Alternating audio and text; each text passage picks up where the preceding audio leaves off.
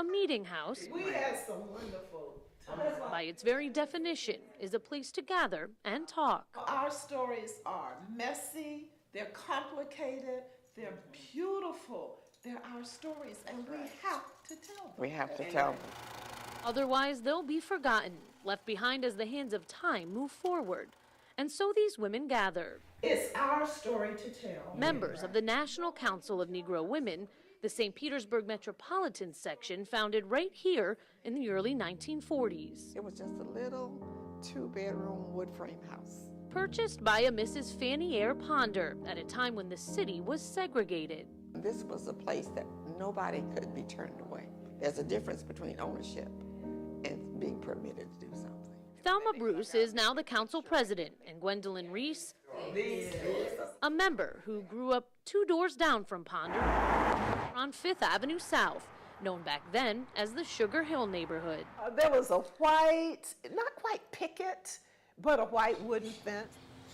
We would stick our hands through, and eventually we would work slats out, and we would have a wonderful time eating the cherries on the cherry bush. Did she ever catch you doing this? I think she knew we were doing that, and I really don't think she cared. You're going to mine.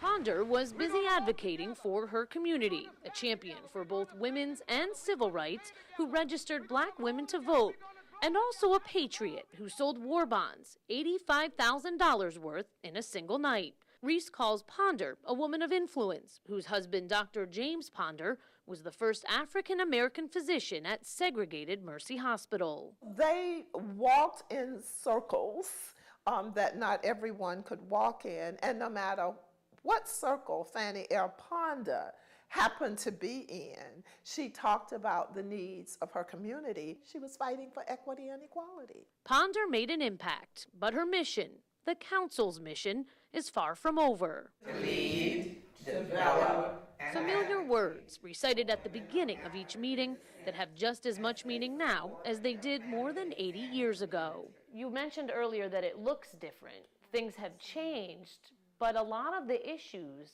are still here. It's a shift. You know, the face changes as the era changes, but it doesn't mean we're there. It doesn't mean we've gotten there. And so the women continue to gather, carrying on what the generation before them started here at the Ponder House. It was so black people could have a place to meet. Because history spoken aloud But this is what our children are missing. Yes. These stories. becomes a past not forgotten. In St. Petersburg, Kate McVeigh, Spectrum, Bay News 9.